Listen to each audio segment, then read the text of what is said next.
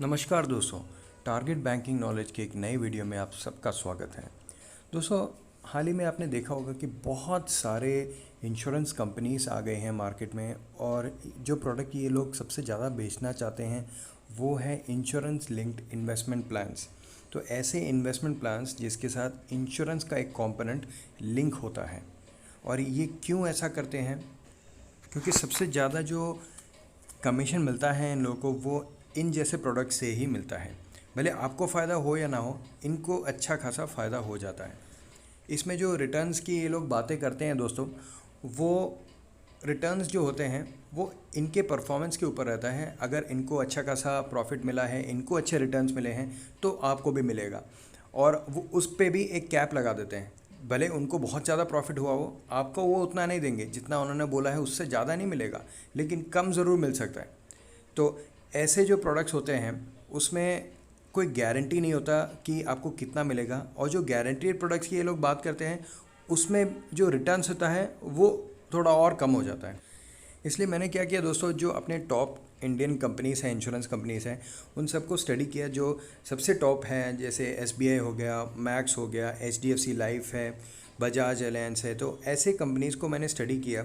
और जो मेरे को सबसे अच्छा लगा, जो सबसे अच्छा रिटर्न भी देता हो और इंश्योरेंस फैक्टर भी कवर करता हो, वो मुझे लगा जो इंडिया पोस्ट का पोस्टल लाइफ इंश्योरेंस स्कीम है वो।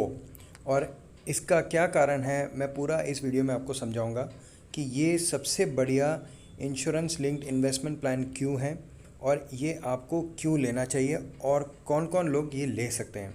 तो ये देखिए दोस्तों, उसका ब्रोचर है। आपको मैं पूरा ये स्कीम समझाऊंगा, लेकिन इस स्कीम में क्या है, ये सब लोग एलिजिबल नहीं होते हैं। तो कौन कौन इसमें एलिजिबल होते हैं? सबसे पहले तो हर टाइप के जो गवर्नमेंट एम्प्लॉयज़ हैं वो इसमें एलिजिबल होते हैं। फिर गवर्नमेंट एडेड होता है ये। Education institutions, private education institution, school college affiliated with government, मतलब आप जैसे टीचर हो या किसी स्कूल के स्टाफ हो तो आप ये ज़रूर एनरोल कर सकते हैं। फिर एम्प्लॉयज़ ऑफ लिस्टेड कंपनीज़, और फिर उसके बाद प्रोफेशनल्स जैसे doctors, engineers, CA, company secretary, architects, lawyers. अगर ऐसे प्रोफेशनल हैं आप तो भी आप इसमें एनरोल कर सकते हैं। तो अभी देखते हैं इसके बेनिफिट्स के बारे में देख लेते हैं दोस्तों। इसमें जो सबसे बड़ा बेनिफिट मेरे को इस चीज़ का लगा कि ये जो रिटर्न्स की बात करते हैं वो बिल्कुल गारंटीड है। जैसे कि जो दूसरे कंपनीज हैं वो गारंटीड की बात तो करते हैं लेकिन वो पूरी तरीके से गारंटीड नहीं होता। वो बोलते हैं कि आपको ये बोनस मिलेगा 2 साल के बाद, 3 साल के बाद ये बोनस मिलेगा, लेकिन वो पूरा उनके प्रॉफिट मार्जिन के ऊपर बेस रहता है। लेकिन ये जो स्कीम है ये गवर्नमेंट ऑफ इंडिया का है और ये गारंटीड है। और जो रिटर्न्स अभी बताए गए हैं वही चीज़ आएंगे। आपका जो प्रीमियम है वो भी कोई चेंज नहीं होने वाला। तो देखिए 100% guaranteed surety by central government है। तो इससे बढ़िया और क्या है? जैसे आप फिक्स डिपॉजिट करते हैं बैंक में, जो आपको बोला गया है वही चीज़ मिलता है, वैसे ही है ये भी। और उसके बाद लो प्रीमियम है, प्रीमियम काफ़ी कम है दोस्तों, मैं आपको पूरा चार्ट भी दिखा दूंगा। और हाई बोनस, जो प्रीमियम है उसके हिसाब से हाई बोनस मिल रहा है। Maximum sum assured up to 50 lakhs है। तो ये जो आपको मैं इस वीडियो में समझाऊंगा वो 10 लाख के हिसाब से समझाऊंगा। फिर लोन फैसिलिटी भी अवेलेबल है। मार्केट से कोई लिंक नहीं है इसका, कि गवर्नमेंट ऑफ इंडिया का स्कीम है और गारंटीड प्लान है, तो इसमें कोई मार्केट लिंक नहीं है। क्योंकि मार्केट लिंक जैसे हो जाता है फिर वो गारंटीड वर्ड जो शब्द है वो हटा सकते हैं। सरेंडर फैसिलिटी है। सरेंडर आप करते हैं बीच में तो 70% जैसा ही मिलता है, इसलिए कोशिश करिए कि सरेंडर ना करना पड़े आपको। रिवाइवल फैसिलिटी भी है अगर बीच में बंद हो जाता है। फिर इनकम टैक्स रिबेट मिलता है 80C सेक्शन के अंदर, 1.5 लाख का जो सेक्शन है उसके अंदर ये कवर होता है। किसी भी पोस्ट ऑफिस में जाके आप ये सेटल कर सकते हैं। ये नहीं कि आपने जैसे मुंबई में लिया है तो आप फिर दिल्ली में रहने गए बाद में और आप नहीं कर पाए, ये ऐसा नहीं है। आप कहीं से भी जाके रिडीम कर सकते हैं। वहाँ के हेड ऑफिस में जाना है आपको। नॉर्मल पोस्ट ऑफिस वाले ये इसको नहीं कर सकते, हेड ऑफिस में जाके आपको बंद कराना पड़ेगा। लेकिन एनरोल आप किसी भी पोस्ट ऑफिस से कर सकते हैं। ऑनलाइन प्रीमियम पेमेंट फैसिलिटी है। पोस्ट का भी दोस्तों ऐप है, अभी आप UPI से पेमेंट कर सकते हैं, तो आपको कहीं जाने की भी ज़रूरत नहीं है। और फिर कैश में करना चाहे तो आप नियरेस्ट पोस्ट ऑफिस में जाके, किसी भी पोस्ट ऑफिस में जाके इसका जो प्रीमियम है वो भर सकते हैं। और rebate in advance premium payment है। फिर if policy holder expired between policy acceptance and maturity date, nominee will get sum assured plus bonus of policy completed years। यानी कि अगर आपने 5 साल ये भर दिया है तो 5 साल में जितना बोनस आपका एक्यूमुलेट हुआ है वो तो मिलेगा ही, प्लस जो सम एश्योर्ड है, जैसे 10 लाख का आपने सम एश्योर्ड किया है तो वो पूरा पैसा मिलेगा। तो 5 साल का bonus plus sum assured 10 lakh रुपए। फिर bonus rate of endowment assurance 5200 पर लाख पर ईयर, इसके हिसाब से आपको बोनस दिया जाएगा। अगर 1 लाख का है तो 5200 रुपये, अगर 10 लाख का है तो ये इंटू 10 कर दीजिए, 52,000 रुपये आपके हर साल क्रेडिट हो जाएंगे, एक्यूमुलेट हो जाएंगे। फिर जब आप ये रिडीम करने जाएंगे तब आपको पूरा पैसा दिया जाएगा। और मैच्योरिटी अमाउंट इस टैक्स फ्री, ये भी एक बहुत इंपॉर्टेंट चीज़ है दोस्तों, क्योंकि बहुत सारे जो इन्वेस्टमेंट्स हैं, अभी बैंक के भी आप कई सारे प्रोडक्ट्स अगर लेंगे तो जब वो मैच्योर हो जाता है और पैसा आता है तो वो टीडीएस कट के नहीं आना चाहिए। जैसे फिक्स डिपॉजिट भी होता है, वो आप रिडीम करना चाहते हैं, बंद करते हैं फिक्स डिपॉजिट तो उस पर टीडीएस कट जाता है, लेकिन इस चीज़ में वो प्रॉब्लम नहीं आएगी क्योंकि ये एक सेक्शन 1010D करके है इनकम टैक्स का, उसमें ये कवर होता है, तो ये ऑटोमेटिकली बिना टीडीएस कटे ही आपके अकाउंट में आएगा। ठीक है ना। अभी ये उन्होंने थोड़े से प्रीमियम्स के बारे में बताए हैं और उस पर कितना सम एश्योर्ड होता है, तो ये हम थोड़ा डिटेल में ही समझ लेते हैं। ये चार्ट है। अभी एग्जाम्पल के तौर पे मैं 30 साल लेके चलता हूँ, ठीक है ना।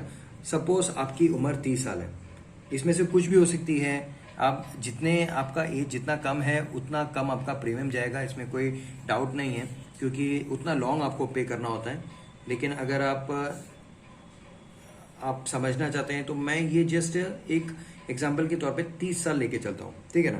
अभी 30 साल में आप अगर सम एश्योर्ड 10 लाख करते हैं, अगर आप 10 लाख का नहीं करना चाहते तो कोई दिक्कत नहीं, आप सपोज 5 लाख का करना चाहते हैं तो डायरेक्ट ये हाफ कर दीजिए, प्रीमियम जो है आपका हाफ हो जाएगा, ठीक है ना। तो डिवाइड बाय 2 कर देना, 1 लाख का करना है तो उस हिसाब से डिवाइड कर देना। अब पहला जो मैच्योरिटी टाइम है वो 45 ईयर्स है, उसके बाद 50 ईयर्स है, 55 ईयर्स है। अगर आप 45 ईयर्स मैच्योरिटी रखते हैं तो 30 साल के अभी हैं तो 15 साल आपको भरना पड़ेगा इस प्रीमियम के हिसाब से, 5,800 रुपये के हिसाब से। ईयरली प्रीमियम इतना जाएगा आपका। मैच्योरिटी अमाउंट यानी कि बोनस और 10 लाख रुपए मिला के आपको 17,80,000 मिलेंगे। अगर आप 50 साल मैच्योरिटी रखते हैं तो इसी हिसाब से आपका प्रीमियम भी कम हो जाएगा, 5,800 था, यहाँ पे 4,128 रुपये हो गया। ये तो काफ़ी डिफरेंस हो गया। और आपका जो मैच्योरिटी अमाउंट रहेगा वो 20,40,000 हो जाएगा। 55 साल अगर आपका मैच्योरिटी है तो 3,292, ये देखिए तो कितना डिफरेंस आ गया ये दोनों में, करीबन 2,600 रुपये का डिफरेंस आ गया। तो ये एक बहुत बड़ा डिफरेंस हो जाता है, प्रीमियम में भी आपके लिए आसान रहेगा।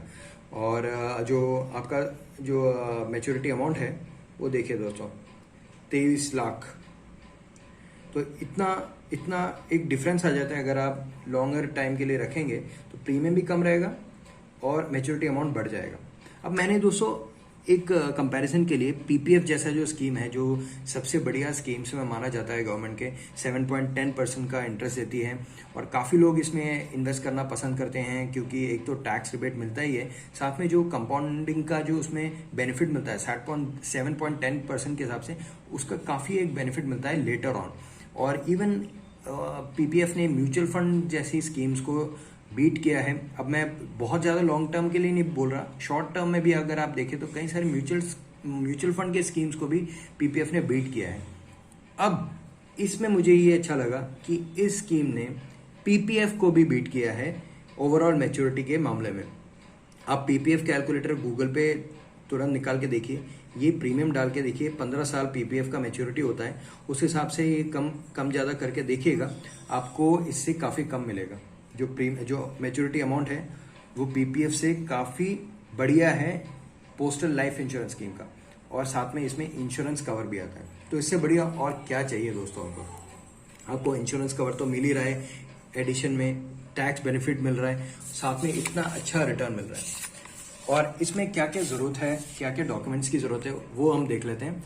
सबसे पहले तो आपका आधार कार्ड, पैन कार्ड, ये 2 तो कंपलसरी डॉक्यूमेंट्स होते हैं हर चीज़ के लिए। फिर ये आपका आईडी कार्ड, इस केस में क्या है, ये हर कोई नहीं कर सकता। जैसे मैंने बोला, प्रोफेशनल्स हैं, आप स्कूल कॉलेज में आप पढ़ाते हैं या काम करते हैं, फिर गवर्नमेंट एम्प्लॉयज़ हैं, तो ऐसे लोग ही कर सकते हैं। तो इसके लिए आईडी कार्ड मस्ट हो जाता है। लेटेस्ट जो आपका सैलरी स्लिप है, 1 महीना का चलेगा, लेटेस्ट जो भी है सैलरी स्लिप वो, और एक पासपोर्ट फ़ोटो। इतनी ही चीज़ें, इतने ही डॉक्यूमेंट्स की ज़रूरत है ये स्कीम के लिए अप्लाई करने के लिए।